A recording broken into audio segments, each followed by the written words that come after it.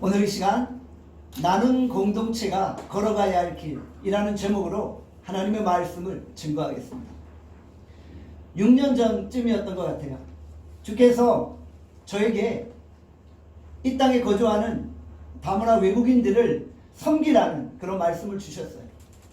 그 말씀을 저에게 주시면서 레위기 19장 33절에서 34절의 말씀을 저에게 허락하신 거예요.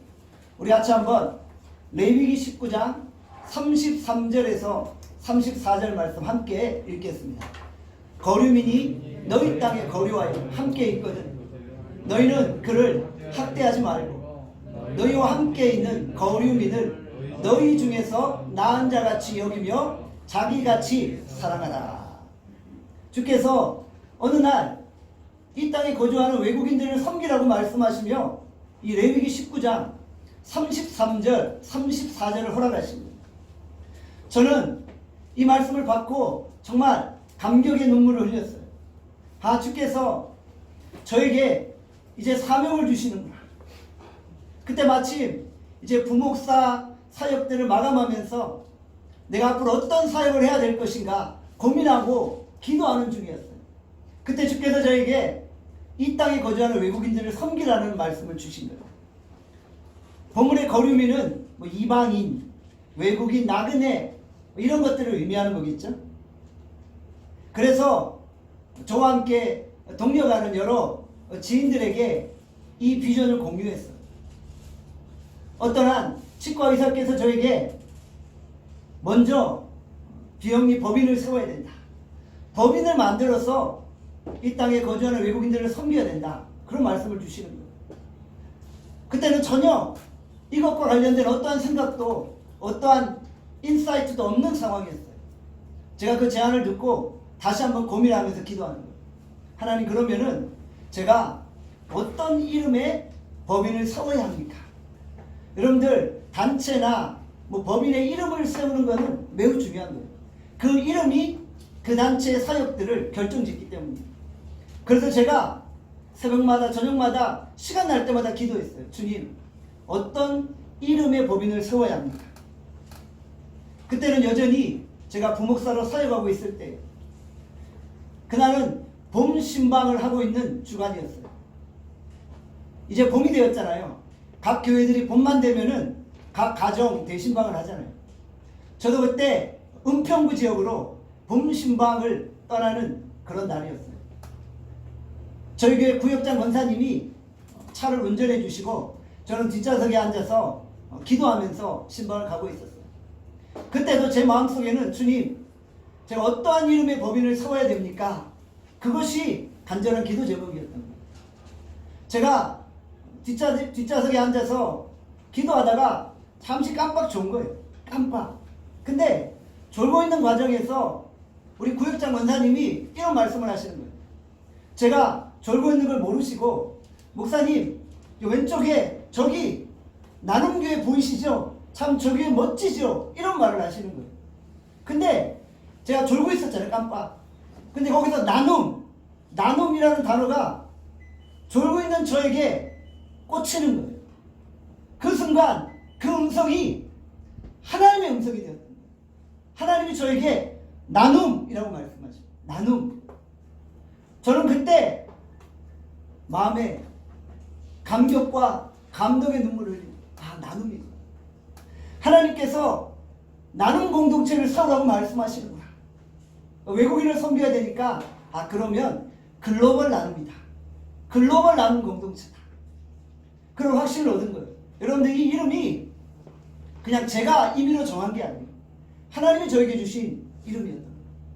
글로벌 나눔 사역을 감당하라고 주께서 저에게 오늘 말씀하십니다. 그렇게 이제 결단을 하고 글로벌 나눔 공동체를 세우고 오늘까지 이 사역을 감당했던 겁니다.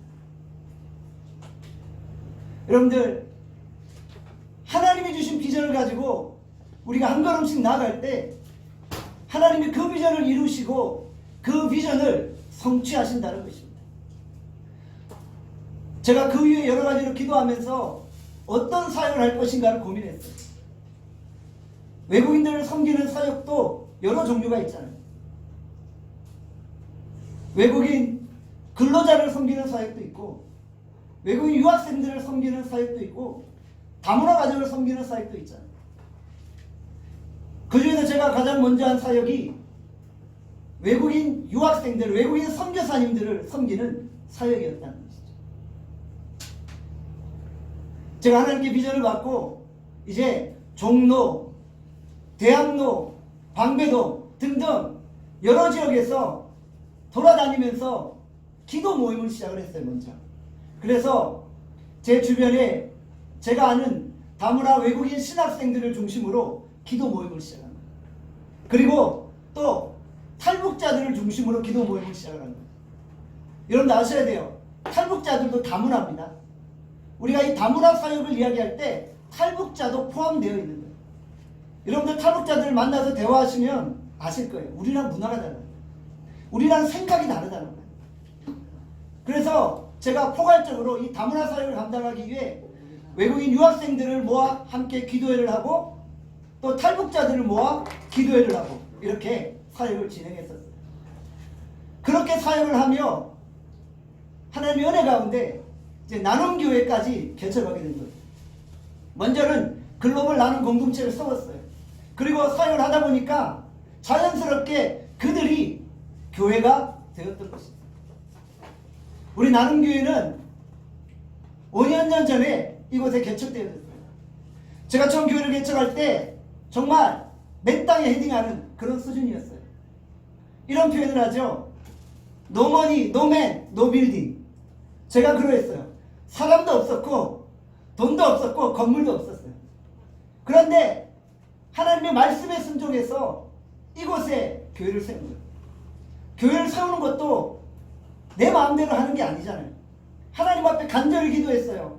하나님 도대체 어디다 교회를 해야 됩니까? 그때 주께서 주신 음성이 바로 구로구였고 신도림이었다는 거죠. 저희 교회를 처음 개척할 때 한국 분들은 몇 명 없었어요. 한국 분들은 몇 명 없었고 외국인 유학생들을 20명씩 모이는 거예요. 그래서 이 교회가 한국 교회인가 뭐 다문화 교회인가 이럴 정도로 외국인들이 많이 모였던 거예요. 그런 가운데 하나님이 은혜 주셔서 오늘에 이르게 되지 않았나 생각해 봅니다. 나중에 제가 예배를 끝나고 함께 여러 가지 사진들을 볼 거예요. 그때 좀 더 구체적으로 우리 교회 사역들에 대해서 나누는 시간들을 가질 수 있기를 바랍니다. 하나님이 우리 나눔 공동체를 세우며 레위기 19장의 말씀을 주셨답니다. 레위기 19장은 레위기 전체의 핵심입니다. 레위기 19장 2절의 말씀합니다. 다 함께 2절 말씀 읽겠습니다. 시작. 너는 이스라엘 자손의 온 회중에게 말하여 이르라. 너희는 거룩하라. 이는 나 여호와 너희 하나님이 거룩함이니라. 하나님은 거룩하신 분이십니다. 그래서 하나님의 자녀된 우리도 거룩해야만 합니다. 우리가 오늘 거룩을 추구하며 살아야 한다는 것이죠. 하나님이 이스라엘 백성들에게 율법을 주셨어요. 이 율법을 지켜 행하며 이방 민족과 구별된 거룩한 삶을 살라는 것입니다. 율법을 지킴으로 세상과 구별되라고 말씀하신 거예요. 우리가 지난주에 팔복의 말씀을 보았죠. 팔복은 이 땅을 사는 하나님의 백성들이 어떻게 살아가야 하는지를 보여주는 거예요. 천국 백성으로서의 거룩한 삶, 구별된 삶을 보여주는 것이죠. 바로 이스라엘 백성들은 하나님께서 십계명과 다양한 율법들을 주셨어요. 그래서 그 율법을 지켜 행함으로 삶의 거룩함을 유지하는 거예요. 레위기 19장에 보면 다양한 율법의 원리들이 쭉 열거되어 있죠. 그러면서 레위기 19장 18절에 이렇게 말씀합니다. 내 이웃 사랑하기를 내 자신과 같이 사랑하라. 바로 이것이 율법의 핵심이에요. 율법의 핵심은 하나님 사랑, 이웃 사랑이라는 것이죠. 거룩은 하나님 사랑, 이웃 사랑이라는 것입니다. 우리가 이웃을 사랑함으로 하나님의 사랑을 드러내게 되어진다는 것이죠. 하나님께서 이스라엘 백성들에게 거룩을 이야기하면서 이웃사랑을 이야기하셨고, 이웃사랑을 이야기하시며 레위기 19장 33절에서 34절의 말씀을 주신 것. 우리 시간 레위기 19장 33절 34절 한 번 더 읽겠습니다. 시작. 거류민이 너희의 땅에 거류하여 함께 있거든 너희는 그를 학대하지 말고 너희와 함께 있는 거류민을 너희 중에서 나은 자같이 여기며 자기같이 사랑하라. 너희도 애굽 땅에서 거류민이 되었었느니라. 나는 너희의 하나님 여호와이니라. 거류민이 오늘날로 말하면 외국인, 이방인, 나그네에 해당되겠죠. 우리 한국 사회에도 많은 다문화 외국인들이 거주하고 있어요. 최근 통계에 보면 우리나라에 거주하는 외국인들이 한 300만 명에 이른다고 합니다. 노동자도 있을 거고요. 유학생도 있을 거고요. 다문화 가정도 있는 거예요.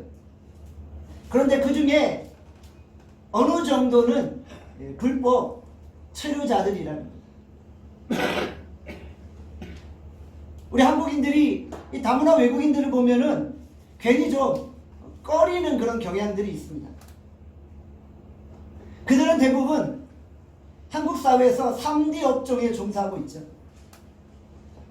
다문화 가정의 자녀들이 이제 이 땅에서 태어나 군대를 가기 시작하는 거예요. 그들이 정말 고생하며 이 땅에 터를 잡고 거주하다가 그들이 군대를 가는 거예요. 그리고 탈북자의 자녀들이 장성해서 군대를 가는 그런 상황이 이제 발생하게 됩니다. 우리는 그들을 어떻게 대해야만 합니까? 33절을 보면 말씀하죠. 거류민이 너희의 땅에 거류하여 함께 있거든 너희는 그를 학대하지 말고. 다문화 외국인들을 학대하지 말라는 거예요. 그들을 함부로 대하지 말고 그들을 무시하지 말라는 거예요. 외국인이라는 이유만으로 차별받거나 학대받아서는 안 된다는 것입니다. 동남아에서 온 외국인들, 아프리카에서 온 외국인들이 특별히 학대를 받는 경우가 많이 있죠. 우리나라에 와 있는 백인들은 거의 학대를 받지 않아요. 그런데 아프리카나 동남아에 온 외국인들이 학대를 받는 경우가 있다는 거예요. 다문화 가정의 여성들이 공장에서 근무하다가 성적으로 학대를 당하는 경우가 많이 있다는 거예요. 제가 미국에서 8년 생활을 했잖아요. 저는 동양인이라는 이유만으로 여러 번 학대를 당했어요. 차별을 당했어요. 차별을 받으니까 서럽더라고요. 제가 캘빈 신학교에서 일을 할 때 카페테리아에서 여러 백인들과 함께 일하는데 매니저가 와서 일을 시키는데 계속 저한테만 시키는 거예요. 백인들 4명과 제가 같이 일했는데 모든 허들에 있는 일을 저희가만 시키는 거예요. 나중에는 좀 화가 나더라고요. 아니 여기 다 놀고 있는데 왜 나만 시켜? 힘든 일을 하고 돌아왔는데 또 나에게 시키는 거예요. 또 나에게 시키는 거예요. 백인들은 일을 안 시키고 나에게만 시키는 거예요. 여러분 이게 차별이에요. 저는 이걸 보면서 아 내가 지금 차별당하고 있고 학대당하고 있구나. 저는 그렇게 느낌을 받았던 거예요. 동양인이라는 이유만으로 학대를 당합니다. 저는 제 딸 예은이가 미국에서 차별을 받았던 그런 상황을 목격했어요. 참 그때 마음이 많이 아프더라고요. 예은이가 제일 좋아하는 친구가 있었는데 그 친구의 이름이 지나 그레이스예요. 예은이는 어렸을 때 그 친구랑 노는 것을 좋아했어요. 그런데 친구들과 함께 놀이터에서 게임을 하고 노는데 로테이션으로 게임을 하다가 예은이 차례만 되면 갑자기 친구들이 다 돌아서 버리는 거예요. 예은이 차례만 되면은 딴 데다 가버리는 거예요. 부모로서 그걸 목격하니까 너무너무 화가 나는 거예요. 야, 우리 귀한 딸이 이 미국 사회에서 지금 차별을 받고 있구나. 그때 빨리 한국으로 돌아가야 되겠다. 제가 그런 마음까지 먹었던 거예요. 미국 사회에서 동양인들을 향한 혐오 범죄들이 일어나고 있잖아요. 최근 애틀란타에서 동양인들이 그냥 무참히 죽임을 당했잖아요. 미국 사회에 많은 외국인이라는 이유만으로 차별받고 학대받는 경우들이 있다는 거예요. 뭐 미국뿐만 아니라 우리나라도 예외는 아닐 것 같아요. 우리 대한민국도 그런 상황들이 자주 발생한다는 것이죠. 사랑하는 여러분, 우리 주변에 다문화 외국인들이 함께 할 때 우리는 그들을 차별하거나 학대하지 않기를 바랍니다. 레위기 19장 34절에 보면 이렇게 말씀합니다. 레위기 19장 34절, 너희와 함께 있는 거류민을 너희 중에서 나은 자 같이 여기며, 너희 중에서 나은 자 같이 여기며. 이게 무슨 말이에요? 우리 가족처럼 여기라는 거예요. 내게서 나은 자처럼 여기라. 가족같이 여기고 가족처럼 대우해 주라고 말씀하고 있는 거예요.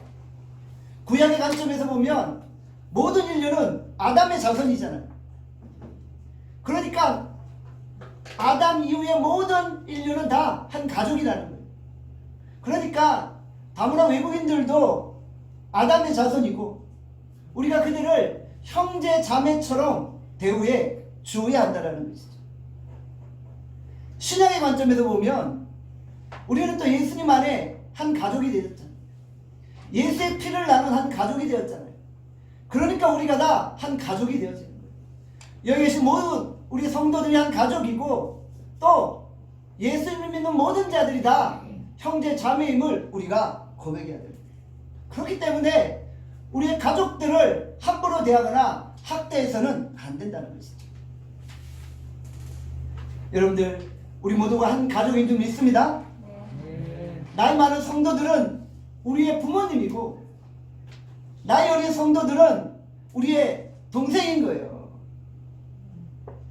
제 첫째 딸은 안예은이고 제 둘째 딸은 김하윤인 거예요. 다 우리가 그리스도 안에 한 가족 되었던 거예요.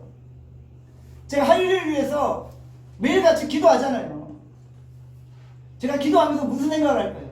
주님, 15년 후에 우리 하윤이가 시집갈 때 제가 줄에 서겠습니다.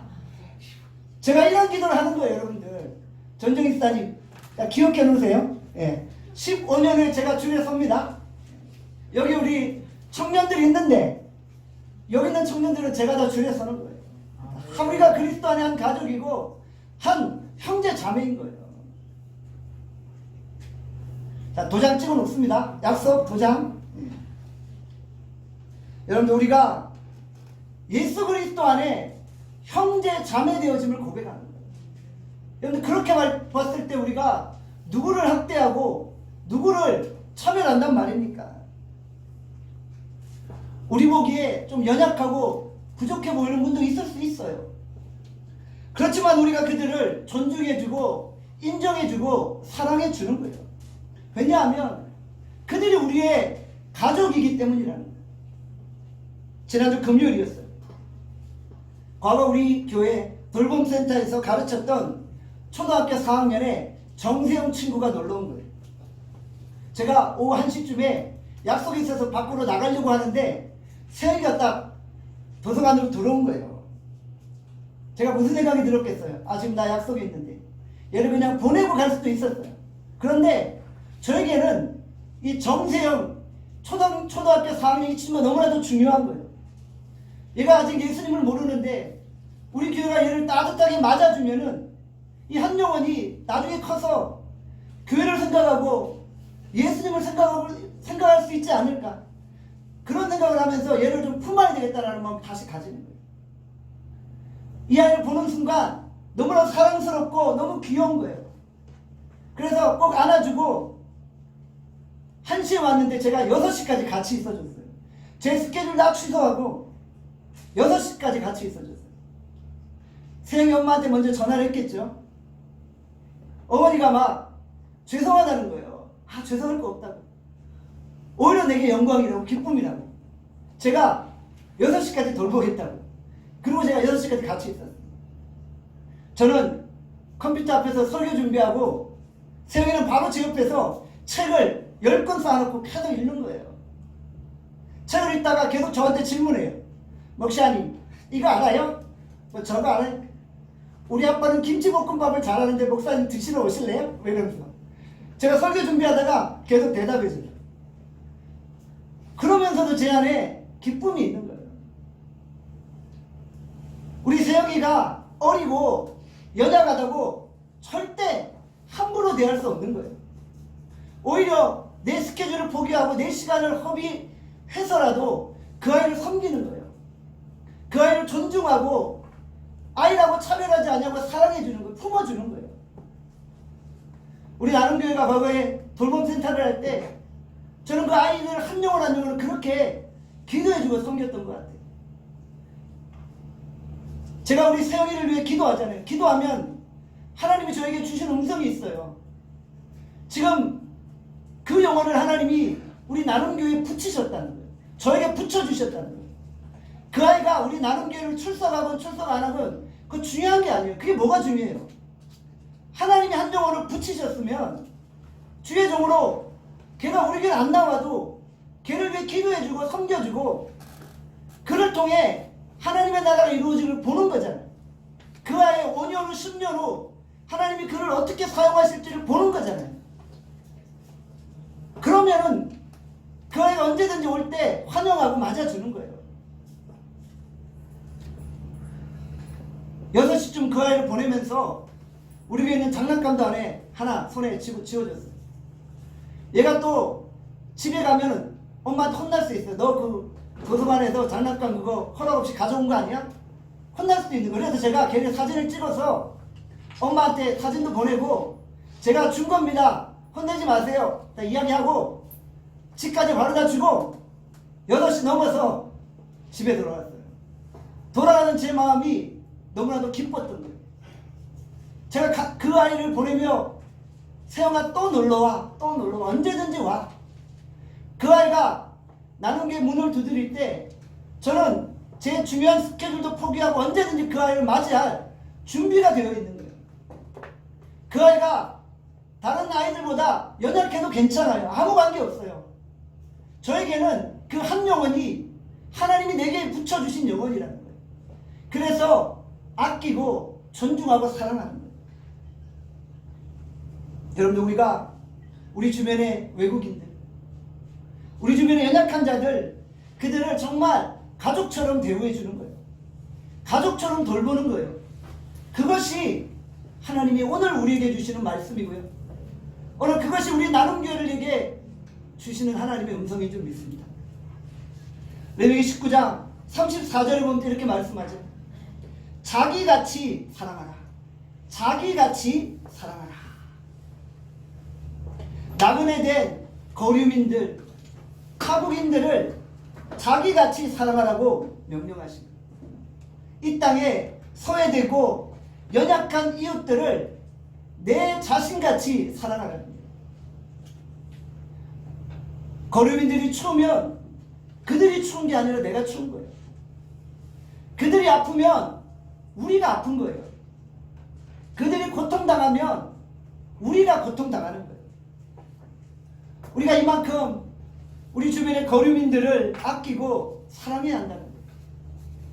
마태복음 22장 39절의 말씀합니다. 우리 함께 읽겠습니다. 마태복음 22장 39절입니다. 시작. 내 이웃을 내 자신같이 사랑하라 하셨으니. 예수께서 모든 이웃을 내 자신같이 사랑하라고 말씀하신 거예요. 자기같이 사랑하라고 말씀하신 거예요. 참 지키기 어려운 말씀이죠. 참 지키기 힘든 말씀이에요. 그런데 예수님 우리에게 이것을 요구하시는 거예요.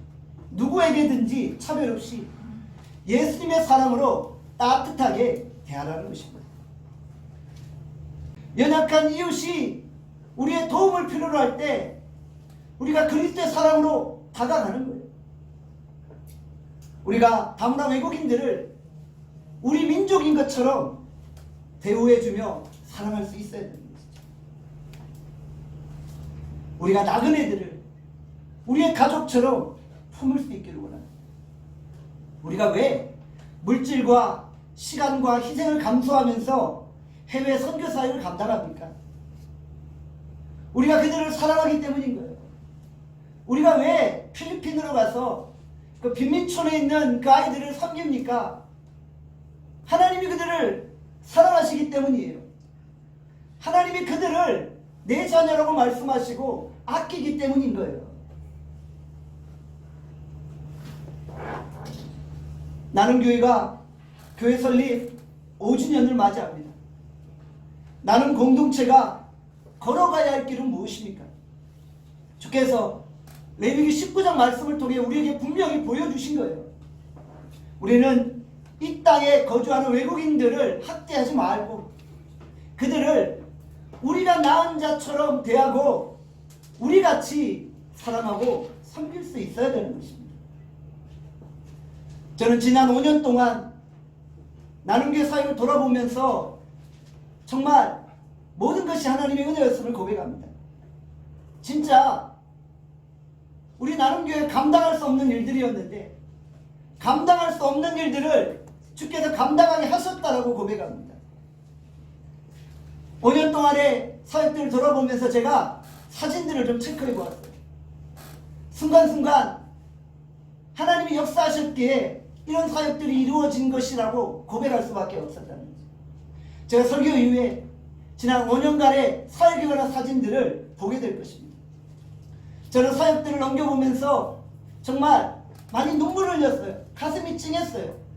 왜요? 거기에 내 인생이 담겨있고 내 젊음이 담겨있고 나의 그 생명이 담겨있기 때문에 하나님이 나에게 그런 사명을 주셨고 내게 주신 사명이 생명보다도 귀하다고 생각했기 때문에 초심을 잃지 않고 그 사명을 감당했어요. 제 목회사에게 마지막에도 정말 변함없이 제가 처음 이 사역을 시작하며 했던 그 초심을 간직히 해야겠다 라는 고백을 하게 되어지는 것입니다. 하나님이 힘을 주셨기에 이런 사역들이 가능했던 것입니다. 주께서 빌라델비아 교회를 향해 이렇게 말씀하셨죠. 계시록 3장 8절 말씀 함께 읽겠습니다. 시작.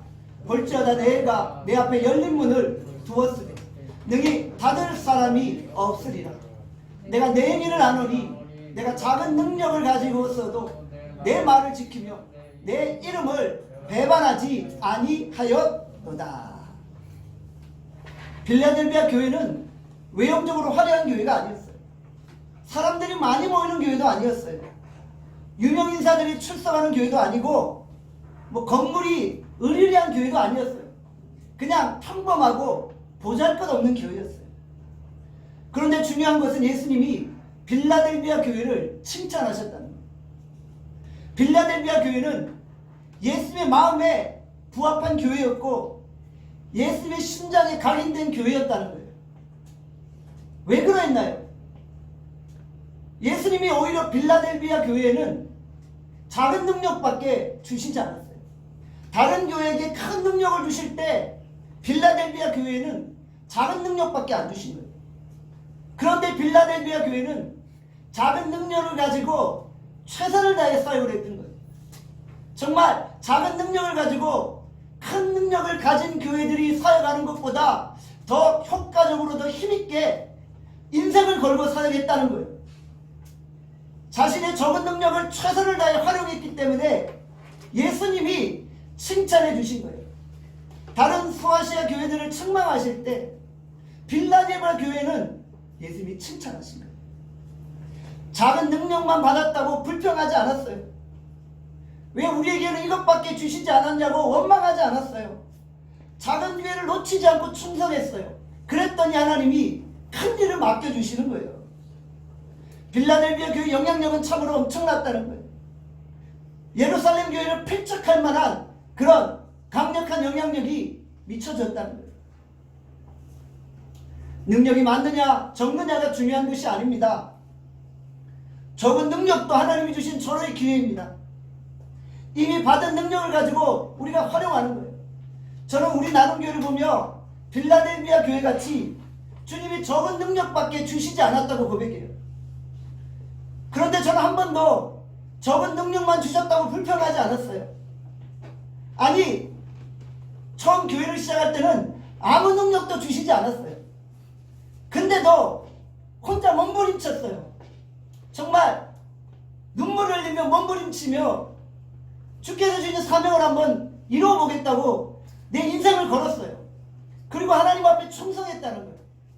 정말 아침부터 저녁까지 쉼없이 내가 어떻게 주를 기쁘시게 하고 내가 주의 주신 사명을 어떻게 감당할까, 그것만을 고민하며 오늘까지 살아왔다는 거예요. 저는 우리 교회가 설립 5주년을 맞이하며 빌라델비아 교회를 다시 한번 벤치마케팅 해야 돼요. 우리 나눔교회가 빌라델비아 교회같이 되기를 소원합니다. 아멘. 우리가 그렇게 화려해 보이지 않지만 우리가 적은 능력을 가지고 알차게 주의를 하는 거예요. 코로나 이 위기에 여러 가지 어려움이 있지만 그래도 조심조심하며 변함없이 한결같이 일하는 거예요.